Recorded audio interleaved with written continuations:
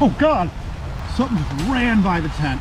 Yeah, it's so spooky out. Every now and again I hear noise. Felt like someone sort of watching me. I did not like that. There's somebody walking behind us. This is probably the creepiest camping situation I've ever had.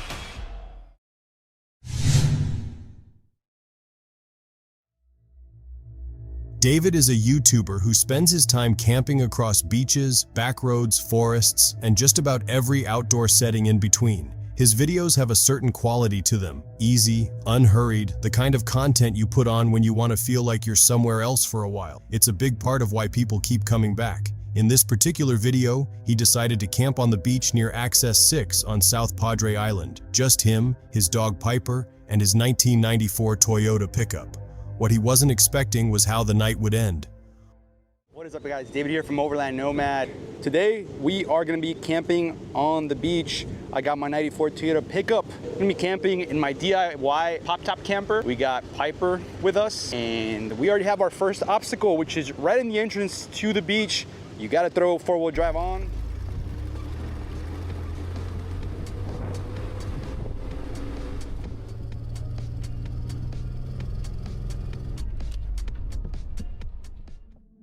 He got his truck onto the beach and spent a bit of time looking for the right spot. Once he found it, he set up camp and started to settle in. By the time full dark hit, the whole beach had changed. No lights, no noise, just moonlight sitting on the water and waves rolling in steadily from the Gulf. It's the kind of atmosphere that's hard to put into words. Peaceful and quietly unsettling at the same time. Out there, you're completely on your own with it.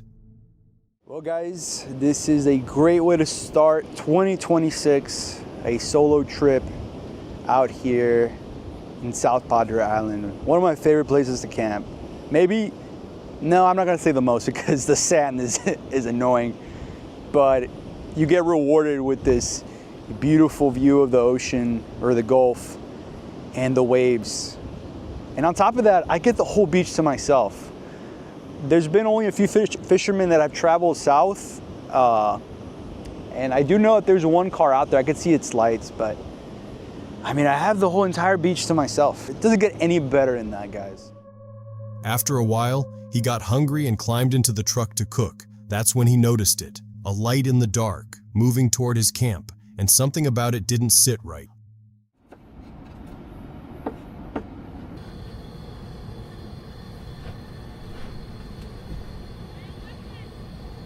¿Qué pasó?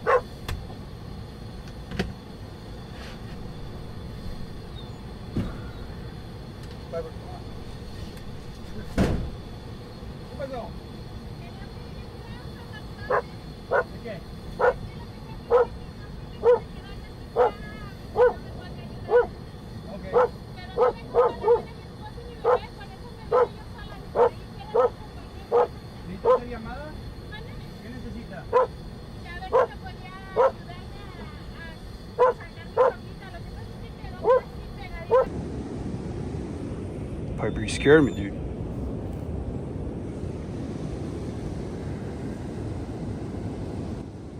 I kid you not, I was cooking and I was just having to stare through the window and I see a light like coming up, like someone walking. And I freaked me out.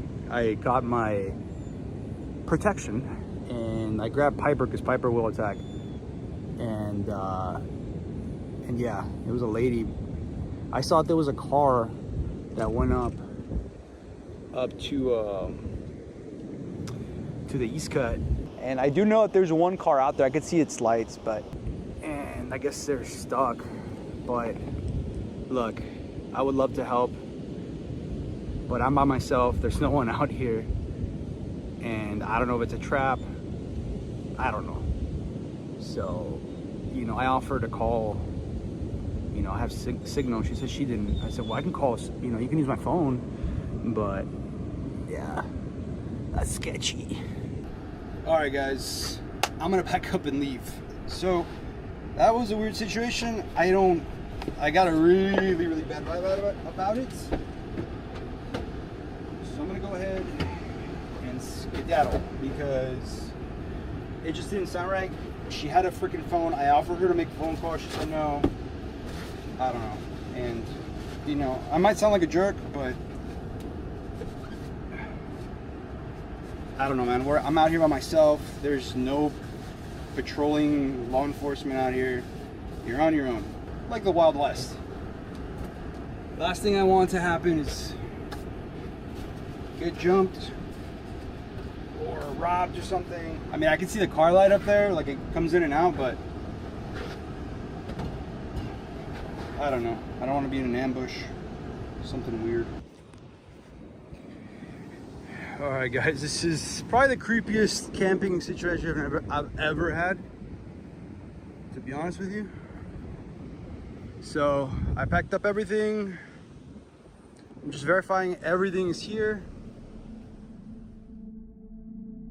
He packed everything up and got out of there. And before you call it paranoia, let me walk you through what he explained later in the video. The woman had approached his camp asking for help. Her truck, she said, was stuck in the sand. She also told him she had her husband and a baby waiting back at the vehicle. Think about that for a moment. Her husband was there, but he stayed behind with the baby, while she walked alone through the dark, across an empty beach toward a stranger's campsite. David offered her his phone. She could call emergency services. She could call anyone. She said no. He also brought up something else. That area sits close to the border and has a documented history of illegal trafficking activity, something he's personally witnessed before. That context changed how he was reading the whole situation. The thought that ran through his mind, and it's not an unreasonable one, was that it could have been a setup. Get him away from his truck, get him out into the dark, and let someone else move in while he was gone. It might sound like a stretch, but spend enough time watching real encounters like this and you start to realize these things aren't rare. They happen more often than most people think. There was also the dog. Piper had been worked up the entire time, on edge in a way that wasn't normal. People in the comments kept saying the same thing: trust your dog's instincts. And watching this back, it's hard to argue with that. Leaving was the right call. Kevin runs a channel called Small Plots. Camping, hiking, nights spent in forests and remote spots that most people drive past without a second look. His content is relaxed and grounded, the kind of channel you find when you want to feel like you're outside without actually leaving the house. But this particular video sits differently from the rest. Kevin had chosen a stealth camping spot in a genuinely uncomfortable location, wedged between the edge of a city neighborhood, an industrial zone, and a stretch of light commercial property. Not the kind of place you'd normally choose to sleep. That was partly the point. Nobody should be camping where I'm going to camp tonight. It's an incredibly sketchy area, kind of right at the edge of a city neighborhood and an industrial zone with a little bit of light commercial mixed in. We got about an hour before dark, so I'm moving. I'm going. We're a little behind schedule. It's okay. But probably the less amount of time I'm there, the better, because of the aforementioned, sketchiness. He moved quickly, knowing that less time visible meant less chance of problems. Found a usable spot, got the tent up before the last light disappeared, and stretched a tarp overhead as the sky turned overcast and the first hint of rain started building in the air. Okay, tent is set up. It's kind of a big pain in the butt, to be honest. There's rocks in the ground on one side, a big root in the other. Still the best spot around here, especially because I'm really running out of daylight here. Not a ton of time before the sun sets. The best part about this tent setup is there's trees right there that I can easily just hang a ridge line and just easy tarp it. Don't have to figure anything crazy out. I want to do that soon. Any semblance of sun has made way for overcast skies, or it's just setting. I can see kind of some yellow in the distance, but any clearness in the sky rather is completely gone. Total overcast, no drip drops yet, but I can feel it in my bones. Night settled in. He cracked open a beer, sat in the tent, then something happened that ended the relaxed part of the evening.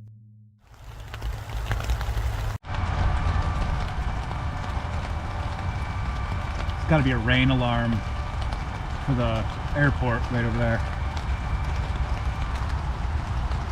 I've heard that before when I've been camping in the vicinity while it was raining.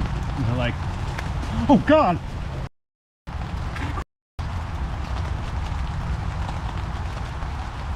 Something just ran by the tent. It was the lights in my eyes, I couldn't see anything. Had to have been a deer. Whew! I saw like movement and this lights in my eyes. It must have come like right down a hill here and ran across. Oh man. Oh man.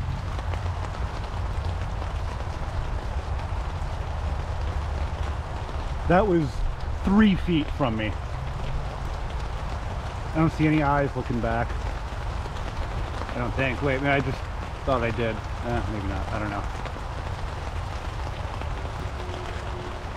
Between the eerie alarm happening over at the airport and whatever it was that just ran past me about 3-4 feet in front of me, I think it's safe to say I'm a little bit on edge.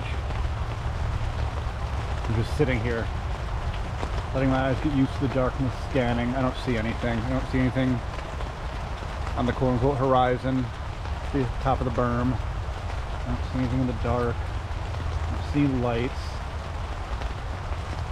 The only thing that makes me think it wasn't a deer was I didn't hear any crashing before or afterwards. Deer are not like that subtle. And I didn't hear any crashing before it came in. Maybe when I listen to the video I will. But I didn't hear any crashing before or after. I just heard something run past me. I'm sure the camera picked it up. It was like right there.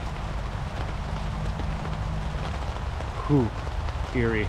Of course my brain keeps going like, what if it was a person? But I don't think a person would be that light on their feet. It was really fast. Something ran past the tent, fast, silent, close enough that Kevin felt the movement before he fully processed the sound, 3 or 4 feet away, maybe less, gone before he could react. He scanned the dark for eyes, for shapes, for any sign of what it was. Nothing looked back. What stayed with him, and what makes this harder to dismiss, is how quiet it was. A deer moving through an underbrush doesn't arrive in silence. There's crashing, snapping, the sound of something large navigating trees and branches. There was none of that. Whatever passed by the tent came in without warning and left the same way. No buildup, no aftermath, just movement and then nothing. Kevin sat with it for a while, letting his eyes adjust, scanning the dark, turning it over. He never got a clean answer. The footage might reveal something on playback that wasn't clear at the moment, but whatever it was, it kept him on edge for the rest of the night. That uneasy feeling, the kind that settles in and refuses to lift until morning, is something a lot of solo campers know. Drop your theory in the comments. Genuinely curious what you think ran past that tent. And if stories like this are your kind of thing, go ahead and subscribe. It's free. Canham is someone who knows his way around the outdoors. Camping, exploring, nights spent alone in remote places, it's what his channel is built around. His videos are usually straightforward, calm, unhurried, the kind where nothing much happens, and that's entirely the point. But this one was different. Something got under his skin that night and wouldn't let go. He'd headed out for a wild camp, a quiet night in the middle of nowhere. That was the plan. Welcome back to another video. So yeah, I'm just an old quarry. Yeah, in the middle of nowhere this is. I just thought I'll come camp somewhere a bit more open tonight, you know, with all the bugs out. So looks really nice around here. Yeah, a little bit of a walk in. But yeah, it's really nice. So quiet. Can't hear much of the road either. So yeah, it's good to be back out. Just got to try and find a spot. He eventually found a spot that worked and started laying out his gear. Must be their little spot for the night. Right, I think it's about time to put that hammock up, I think. Stuff it. If someone sees me, they see me, don't they? I'll just move on then. Right, catch you in a bit.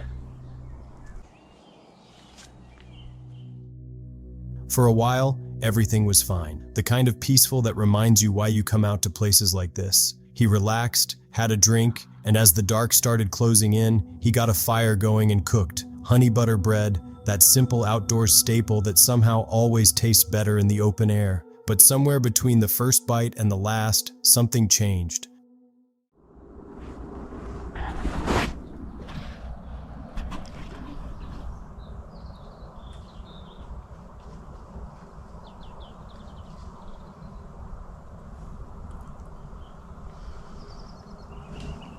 I can hear something. I don't know what it is.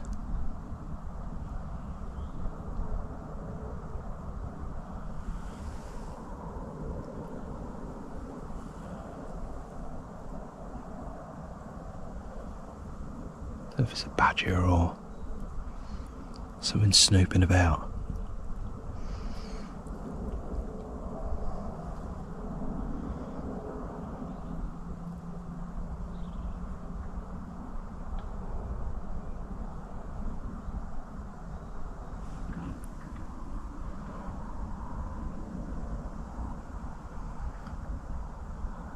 Really strange.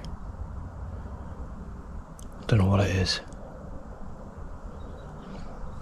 I'm not liking the feeling of this place.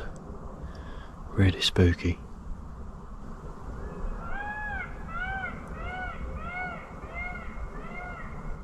I'll catch you in a bit. Rustling from the bushes close by, not the random sound of wind through leaves. This had a rhythm to it, a pattern, like something moving around the edges of his camp, circling. He couldn't tell what it was. An animal maybe? Or maybe not. He held his ground for a while, gave it time, tried to reason his way through it. But the feeling kept building, that low, steady certainty that something out there in the dark was watching him. Every now and again I hear noise.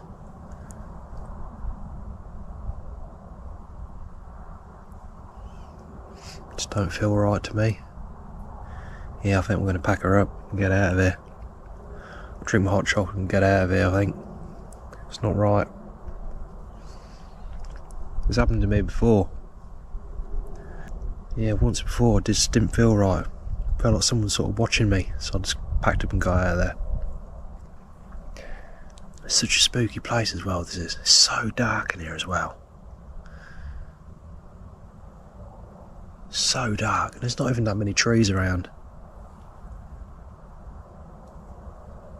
Yeah, it's not right. Shame. Looking forward to sleeping in that hammock. He made the right call. He packed up and left. That is always the right call when a place stops feeling safe. Your gut is processing things your conscious mind hasn't caught up with yet. When it tells you to go, you go. No waiting it out. No talking yourself down. Because you never actually know what's out there. You don't know what might be waiting for the right moment. Whatever was moving through those bushes, he never found out. And honestly, that's probably for the best. That's all for this one. What drives someone to hike 12 kilometers up to 8,500 feet in the Canadian Rockies after 4 straight days of rain? For these brothers, the answer is a summit, and apparently, a gourmet meal cooked over an open flame somewhere near the top. Taste of Outdoors is a wilderness channel built around exactly that combination. High-altitude hiking in heavy predator country, with bushcraft cooking thrown in along the way. It's a niche that sounds compelling right up until the moment the environment starts pushing back. This is May 31st, 2025, Bighorn Country, Landslide Lake Trail near Calgary, Alberta. Stop on the road, but look at this. White-tailed deer. Those are the velvets.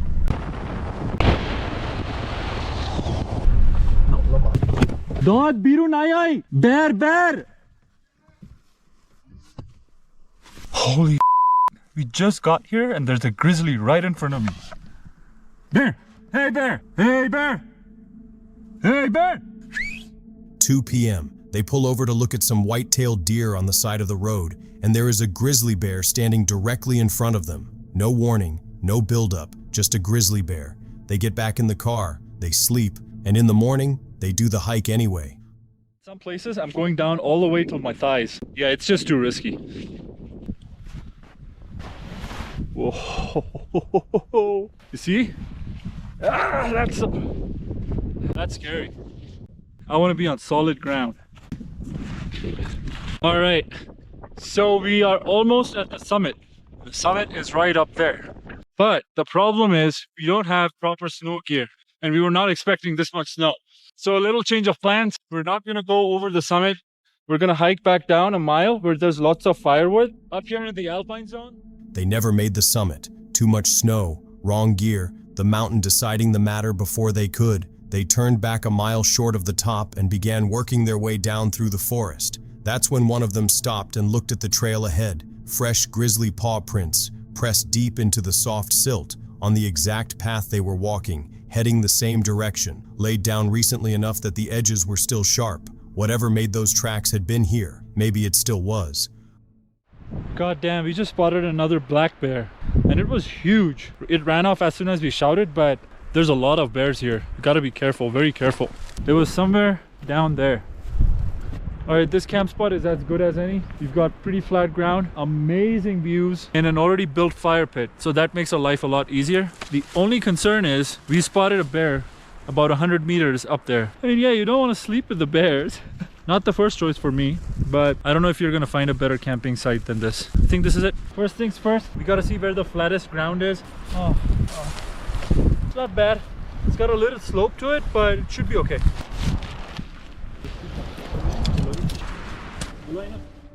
They pushed on, set up camp on a relatively flat stretch with views and a pre-built fire pit. Practical reasoning in an impractical situation. The one concern, stated almost casually, a massive black bear, spotted roughly 100 meters up the slope, watching them as they arranged their tents. They pitched the tent anyway because the only other option was the car, and the car was where the 2 o'clock grizzly had been standing. The final descent is steep and unstable. By this point, they're calling out into the trees every few yards because somewhere along the way, they'd learned that silence is a gamble in this corridor. They make it down. They push through the mud back to the car, and somewhere in all of that, they take stock of what actually happened. They never reached the summit. The goal was abandoned. They survived 3 separate bear encounters, and they came home with footage, and every limb they started with. Is it worth it? They seem to think so. Me, I'm turning back at the first grizzly tracks, every single time.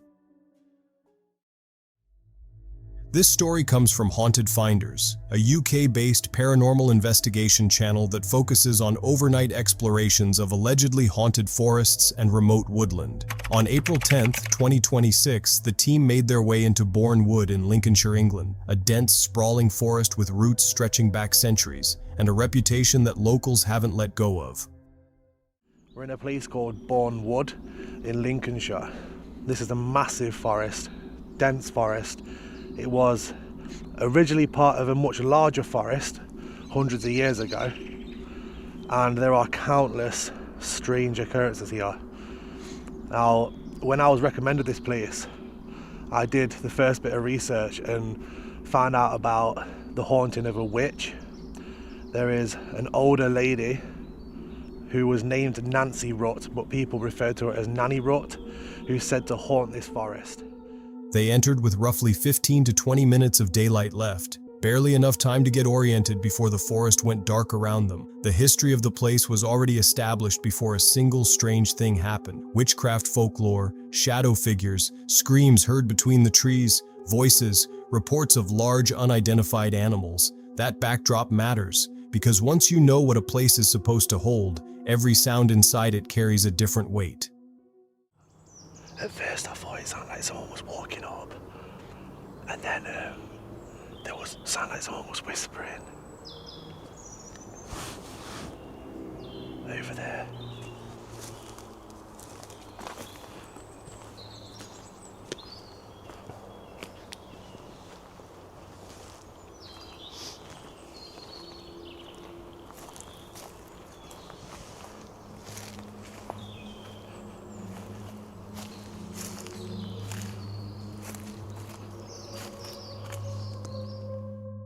The first response to come through their communication device was a single word: cult. Quiet, disconnected, with no obvious context. Not enough to confirm anything, but specific enough to make the group go still and listen harder. That was someone screaming. Yeah. Listen. Oh. I need an operator. What the hell? Mental. Many other souls. Do you know what? I feel weird in here. I'm going all like, it's like I'm spacing out, and then I forget what I'm even doing. Feel like you're not Like here. I felt, yeah, like I didn't even know where I was then. Like I completely forgot that we were saying, what is it that you want often? And it said, chaos. Many other souls. Yeah. Chaos now. Hear that? Hear that? Did you hear that? I heard something, but I couldn't make it out. It's too deep. Then a scream-like sound cut through the forest, and almost immediately after, the response that followed referenced an offering. That's the moment the tone changed. Questions became more careful. Reactions stopped being analytical. Something shifted from investigation to something that felt more like unease, looking for a direction to land. Oh. Oh. Oh. I did not like that. Someone up there. That was somebody. Keep it going. That was somebody breathing. I think you picked it up. Movement began registering from multiple points around them. Footsteps, directional sounds, impressions of something nearby that they couldn't pin down. Then, directly in front of one of the investigators, a breath, close, not from the trees, not from the distance, from the immediate space right in front of them. That's when the group stopped directing their attention outward and started looking at what was right beside them. My voice is heard. My voice is heard. I've just heard a child. I'm telling you, it was almost like I don't know, it could have been it sounded more like female, but it could have been a young boy, I don't know. But it was a kid. Yeah. Listen. Right? That was music. What? Hello? Later, a sound emerged from deeper in the forest that no one could place. Short, electronic, almost like a notification tone, completely out of keeping with the environment around it. It didn't fit, and in a situation where everything already felt loaded, something that simply doesn't belong carries more weight than it might otherwise. I ain't camping in that spot. Not up there, no. Sod that. I just feel like we're being followed. I don't like it. There's somebody walking behind us. Huh? In the pitch black. Where is it? They're on their own. Yeah, I can see him. Let me see if I can catch it on the camera. He's up there. He's followed us all the way down that massive road. He's got no torch on. Literally in the pitch black on his own. The exit is where the final piece lands. As they made their way out through the dark, someone noticed a figure behind them, moving through the trees along the same route. No torch, no light of any kind, just a shape in the pitch black, tracking the same path, staying back far enough to avoid clear identification. That single detail reframed everything that had come before it. Every unexplained sound, every directional impression, every moment where something felt close. All of it became harder to set aside once there was a confirmed human presence in those trees, moving without a light, following without announcing themselves. The line between what's actually there and what the mind begins to fill in becomes genuinely difficult to locate. And that's it for tonight. If this kept you up a little, hit the like button and subscribe. New videos every week. Drop your thoughts in the comments. I'll see you in the next one.